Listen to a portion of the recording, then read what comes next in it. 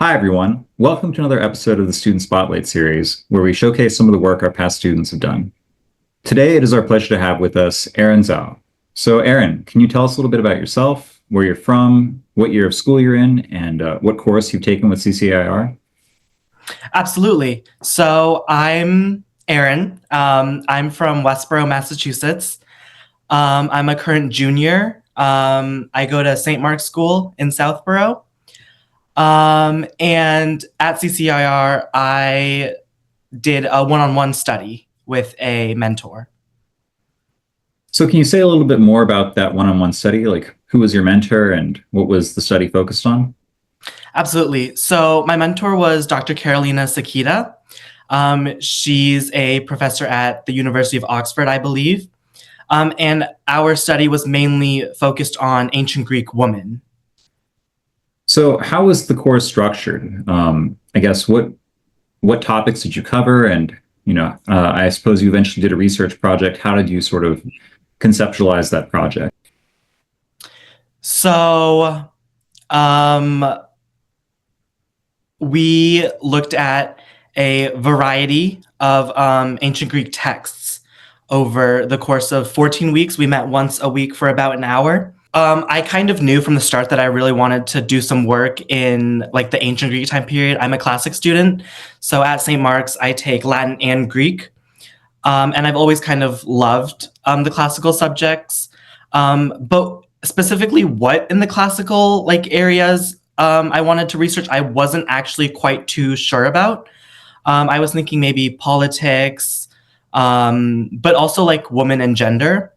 I've had a lot of teachers, especially in history, where we've discussed women and they've always said things like, oh, like women have been oppressed in the past, or like, oh, like, yeah, like we used to live in like a patriarchal society. And so it really got me thinking, like, do we see this as from the modern standpoint, or is this like, or were they really, really oppressed? And so at this point, me and Dr. Sakita, we've met a couple of times. And I think we read a little bit about politics in ancient Greece. But then I was like, yeah, I'm sure I want to do some more research into women and specifically their influence in ancient Greece. We covered incredibly broad topics. I looked at ancient Greek hetairai, which are courtesans. I looked at ancient Greek prostitutes, priestesses, the average woman, the wife, the mother. So in my final project, which I decided to write an essay, it's a paper that's currently being considered for publication in the Concord Review. I sort of analyzed the texts pertaining to each of these roles that women could assume and basically unveiled them, right? So yeah. So, can you say a little bit about what the key takeaways from the project were? I mean, I guess did you end up with like a sort of very definite thesis, or did you have any sort of key insights that you wanted to share? I think the definite thesis is that when we consider ancient Greek women, we have to, we can't categorize it so simply. We can't simply say that they used to live in a patriarchy where men dominated society, because the relationship between the men and the women in ancient Greek society is that the men assumed the public role. So whatever they did, very political, diplomatic, right? So they had a public kind of presence in ancient Greek society, whereas women were purposefully hidden. So they were purposefully like in the house. We call that the oikos. Their sphere is called the oikos. And so, but in that separate sphere, they assumed quite a bit of control. And that's not always the case. Like if we think about priestesses in ancient Greece were very influential. They actually, like, if we examine Herodotus, Thucydides, like these ancient Greek priestesses, their names are used to label important events, important dates in ancient Greek history, which is very similar to how these historians use the emperor or like the consuls in ancient Greece to denote the names. So it's a very complex topic, I think, is the biggest takeaway. And to oversimplify it would be to diminish the actual influence and control that these women had. So can you say a bit more about what the key texts you looked at were, or that you drew from? Absolutely. So I looked at tragedies, comedies, philosophies mainly. So the tragedies I looked at were definitely some like very popular ones. Medea was one of them. Euripides' Medea and the Roman version, Seneca's Medea. I looked at Aristophanes' Lysistrata and the Woman at Thesmophoria, which are both comedies centered around role reversal, where women assume the public role. I looked at Xenophon's Economics, which is it's kind of debated whether it's more satirical or philosophical, but I addressed both. I addressed both contexts, where basically he describes a utopian household. He describes how the men can be successful in the public, and how the household should be run and stuff like that. I also analyzed a couple poems. Anaxagoras was a poet who didn't have much surviving material today, but one of his poems is found in the Dinner of the Debonists, or like it's like a dinner of like sophists is basically what it is. So that so those are a couple of the big ones that I analyzed. Herodotus and Thucydides, their histories were also very important. How they decided to portray women, for example, the Pythia, the oracle at Delphi. So yeah. Just out of curiosity, did you look at the first book of Aristotle's Politics? Because I know that that's a book that's often used to cast Aristotle as, for example, being a misogynist. And I think that there's some debate over how he frames the role of women in that text. Absolutely. So in that text, I think one of the most like profound lines is where he compares the relationship of the husband and the wife to that of a master and a slave. And I didn't expand too much upon it. I analyzed that text concurrent to Xenophon's Economics, because in Xenophon's Economics, he presents the wife, who's a 15-year-old girl. That's actually a story. He presents the story of Ischomachus and his wife. And in that story, basically, Ischomachus is educating his 15-year-old wife. And one of the differences that Xenophon employs is that he paints this woman, this wife, this very young wife, as someone who's moldable, right? Someone who can be taught to assume the leadership position in the household. And a point that Xenophon goes on to make is that it is only until that the woman assumes this position, this leadership position in the house, that the men can successfully thrive in the public sphere. Whereas Aristotle, there's a section in his Politics where he discusses that women have the virtue. They have the virtue to become like that, like male leader in the house, but they don't have like what it actually takes. And so while Xenophon depicts this woman as very like teachable, moldable, right? Someone you can teach to align with your motives and your goals. Whereas Aristotle sort of just says, no, like you can't really like teach women. Like, sure, they have the potential, but they don't have what it actually takes. And so, yeah, so that's kind of where I talked about Aristotle. So I'm not sure if you're aware of this. I mean, you probably are. Are you aware of some of the historical kind of context surrounding the Oeconomicus? If I remember correctly, it's recorded that there is some historicity to the character of Ischomachus. And if I remember correctly, it's recorded that his wife eventually cheats on him in a somewhat scandalous way. So I think that if I remember correctly, there's an implication that Ischomachus fails to educate his wife. Yeah. So that part, I'm actually not aware of that part. I read the story of Ischomachus from a couple of scholarship articles that mentioned that story, and so I think I chose to specifically use that part. But then I think that's also the reason why Economicus is more considered like a satire. I think Helen Foley writes a piece on Economicus, kind of depicting it as, something that shouldn't be taken seriously. But yeah. Yeah.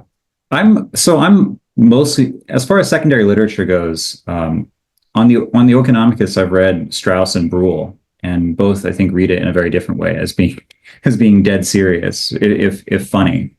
Mm-hmm. But yeah, I mean, I think that this idea that women have sort of a separate sphere in which they, at least according to the views of some ancient authors, are, able to be fully empowered in, and in fact excel perhaps even to a greater degree than men, is anathema maybe to the modern idea of equality or equity, right? I think that today we tend to think that equal rights means equal participation in all spheres of life. So that's certainly not the ancient view. And yet, as you point out, in the ancient view, there is a kind of equality within different spheres. Do you have any thoughts on this changed idea of what we think, I guess, equality demands? I think as we've evolved as a civilization, this concept of equality has also evolved. I think when we're thinking of the ancient times, it's not necessarily that they wanted to be equal, but when we're considering the modern standpoint of how these ancient women were acting in society, their relationship with men, right? It's important to not simply diminish them and say that, oh, they weren't equal. And so, does that answer your question? Somewhat. I mean, I think what I mean to ask is, do you feel like the modern idea of equality, which is sort of everyone is in a sense, I guess, equally disposed to, or should be equally disposed to, or let me put it a different way. I feel like the modern idea is that every sphere of life should be equally available to every person, and that every person is a priori capable of being equally suited to any, sort of manner of living.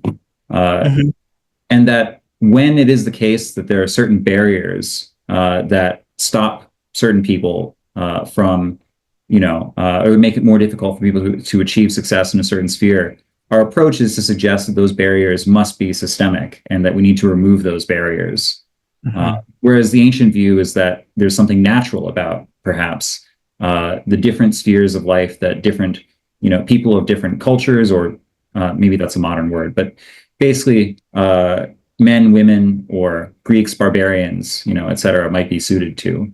So it seems like there's a radical shift in how we think about equality, which is to say that I agree with your sort of broad claim that it would be wrong to look at the ancient sort of attitude towards women through the modern lens and assume on that basis that women were, I guess, radically unequal in the ancient world. But at the same time, clearly, the ancient idea of equality within different spheres is somehow no longer acceptable to us. And I guess I wonder, just what are your thoughts on that? Do you think that we should be more open to the ancient idea of equality within separate spheres, or do you think that the modern sort of universal equality represents a kind of progress? I think it definitely represents a sort of progress. And I definitely don't think that we should really be open to such old ideas. I mean, even when we think about the 1900s, the cult of domesticity in America, right, where women had to have values of domesticity, had to be pure, right? You had to be a virgin, otherwise you would be deemed a demon. I think as a civilization, we've definitely come a long way. And while it's important to acknowledge that women back then were not as were a little bit more complex than we think, we also cannot say that they were entirely not oppressed, because women back then, they couldn't hold land, couldn't vote. So they were definitely oppressed. And so I think that it's definitely a good type of progressive in the world that we live in today, where we really try to attack these barriers that stop society from really achieving the equality and equity desired in the world. This actually reminds me, you mentioned women not being able to own property. Did you read the part in the Politics where Aristotle describes the situation of the Spartan women? I did not. I chose to mainly focus on Athens. It's also because the Spartan women, they're kind of an outlier when we consider women in ancient Greece. So yeah, but I would love to hear a little bit more about that. Yeah, I mean, it's just as you said, the Spartan women are an outlier. In Sparta, it's the women who inherit and own property, if I remember correctly. And as a result, Aristotle points out the interesting contrast that the very strict sort of morality of the Spartans applied only to men and not to women. And his claim is that the result of this was that eventually the women sort of basically I mean, I'll just put it frankly, what Aristotle says is something like the bad behavior of the Spartan women ends up destroying Spartan society. And the implicit criticism here, I mean, of course, on the one hand, it sounds like, well, this is just Aristotle blaming women, but on the other hand, the implication, I think, is that Aristotle is saying that a just society needs to educate both men and women. That you can't, if you think that justice is a product of a certain education, then you can't limit that education only to men. Mm-hmm. Yeah. I it's also my understanding that Spartan women, they were like hailed members of society, right? Because they had to nurture the their offspring, their children to become great warriors. So I think that this mention of like equality in education back then, it wasn't necessarily perceived as like necessary. I haven't read the part in Politics that you mentioned, but I know that Alcrophone writes the satirical piece called "Letters of the Courtesans," and in one of those letters, Thais, the courtesan of Alexander the Great, mentions how like she received an education too as a hetairai. So she received an education too, and she basically complains to this male sophist, hey, like, why do you not see me as your equal? Like, why do you walk right over me? And I think that actually says a lot more about how men like perceived this education in society. So I think that like the Aristotle Politics passage you mentioned might also be sort of an outlier. Yeah, I mean, I think it is. I guess that what I think is so interesting about Aristotle is that, or in general about the Greek philosophers, is I think that people sometimes read the Greek philosophers as, as representatives or mouthpieces of the generally held opinions of their time. But I think that that's not necessarily the case. I mean, precisely, I think, because these are brilliant people. Often they're far more progressive. Again, maybe that word is wrongly applied, but in any case, often they have views that are very much not, I think, reflective of the generally held opinions of their time. And so, actually, you make a great point. Plato's Symposium, very famous piece, talks about love, pederasty, the relationship between an older man and a younger man, the homoerotic relationship between an older man and a younger like boy. Plato writes this like Socratic dialogue, right? And I didn't do much on this, so I'm not quite sure the context, so do please correct me. But It reads as definitely a philosophical piece, right? But towards the end of his life, when Plato writes, I think it's his Republic or it's his Laws, he actually condemns pederasty and like homoerotic relationships. So I think like not only do these philosophers have maybe even more progressive views, more unique ideas than the rest of Greek society, the context in which we read these texts, or the context in which they wrote the texts, actually, are also quite, important. Yeah, I mean, it's a balance that has to be struck, right? On the other, one hand, a text has to be read within, the context in which it was written. On the other hand, you can't sort of prima facie or like reduce it to that context. Exactly. This actually reminded me of another question I wanted to ask you, and we'll probably have to move on to more sort of program-related questions soon. I mean, I could talk about this forever, so I got to put a stop at some point. But I like that you bring up the symposium because it reminds me of another odd aspect, I think, of Greek, I guess, gender relations or sexuality, right? It's that in the symposium, one of the characters, whose name I forget, but probably the most outspoken advocate of pederasty, suggests that relationships with women are sort of a lower status than relationships between men. A relationship with a woman is for utility. It's for, childbirth. It's for the managing of the home. Whereas the relationship between two men is a relationship that's somehow more oriented towards virtue. So I wonder if you had any thoughts about how Greek homosexuality maybe influenced Greek attitudes towards women.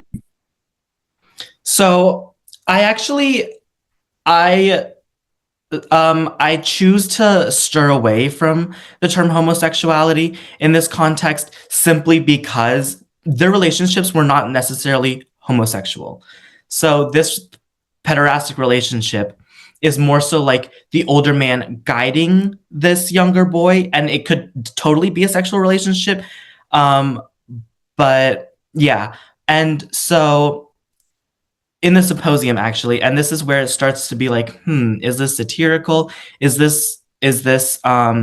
Plato writing about love, or is he writing about wisdom? Right. So it's very complex.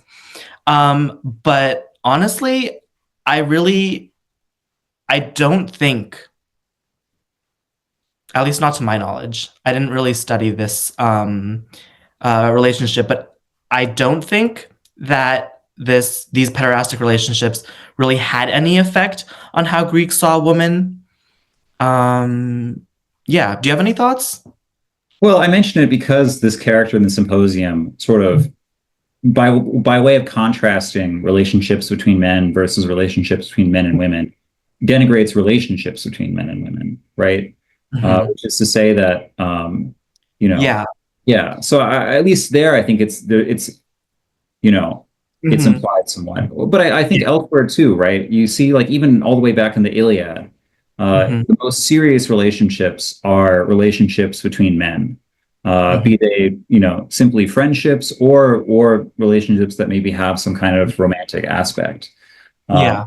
Today, I think in the West, certainly, the paradigm of the serious relationship is the relationship between a man and a woman. Yeah. Heteronormative. Yeah, I mean, it's becoming less so, but in any case, the subject of our art, of our literature, of our movies is the love between a man and a woman. Absolutely. Whereas in ancient Greece, much more so, it was about men and men. So, I mean, I don't have very well developed thoughts on what impact that would have on the stature of women or the treatment of women, but it seems like an interesting and indicative difference of some kind. I think this idea of like ancient Greece being a patriarchy has really stuck with us simply just because of, like, as you mentioned, like just the prominence of these relationships between men and men. And so I would like to mention that in the symposium, this idea of this relationship between men and women being lower is more indicative of the symposium being a Socratic dialogue about wisdom. And so there's this character, Diotima. She's a Hetairai. She's a courtesan. Her existence is largely debated. There's actually a really interesting presentation on her by, I think it's Ellen Waithe, where she presents Diotima as the first female philosopher to receive a hysterectomy, basically saying like these male philosophers have purposely tried to cover up Diotima as an actual person. Sorry, that was a little off topic. But basically, Diotima's ladder isn't really about love. Her theory that to achieve love is to climb this ladder of like wisdom, basically.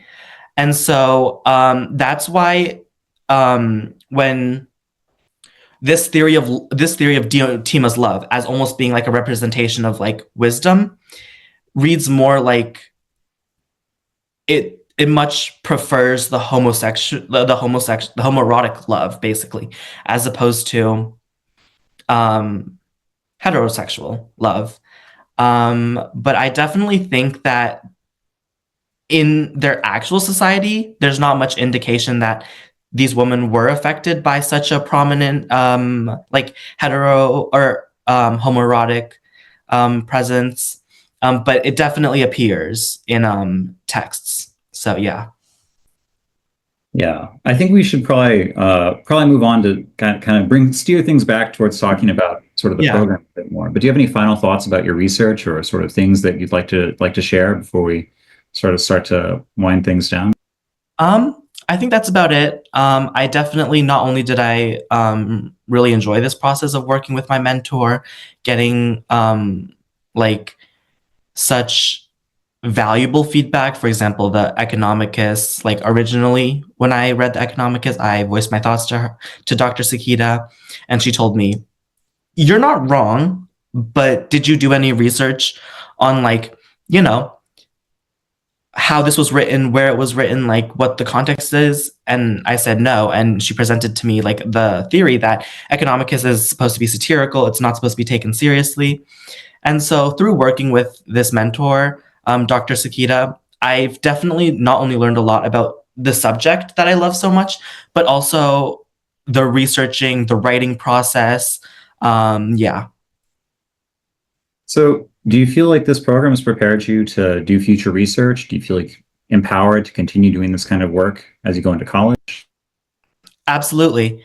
And I feel like this program, like for example, in the what I just mentioned about like doing like more research on the context, like those are things that I've learned through this program that allow me to do the best, not only allow me to do research, but allow me to do the best research I can.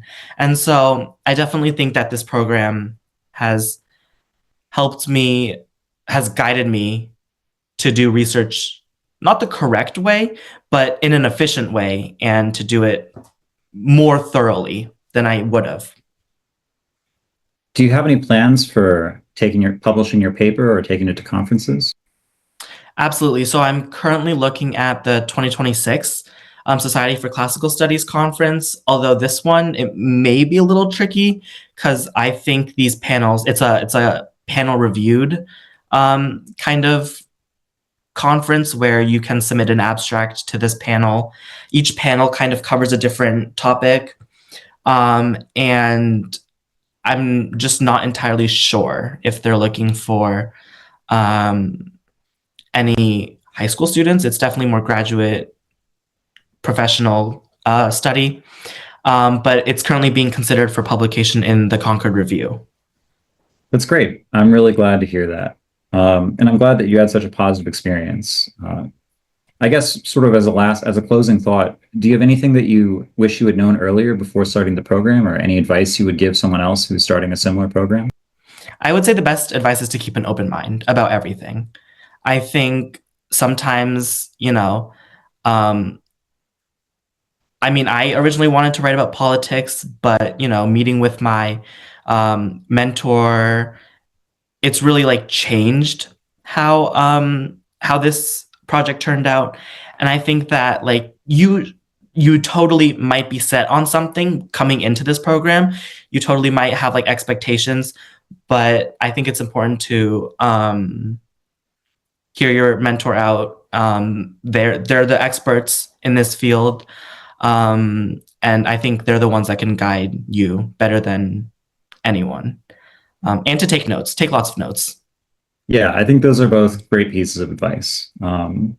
Yeah, thank you so much for sharing with us about your experience and giving us your time. I really enjoyed talking with you about the subject, and I feel like I could keep talking about it for a long time because it's extremely interesting. So yeah, I hope you keep on reading and studying, and yeah, thank you so much. Got it. Thank you.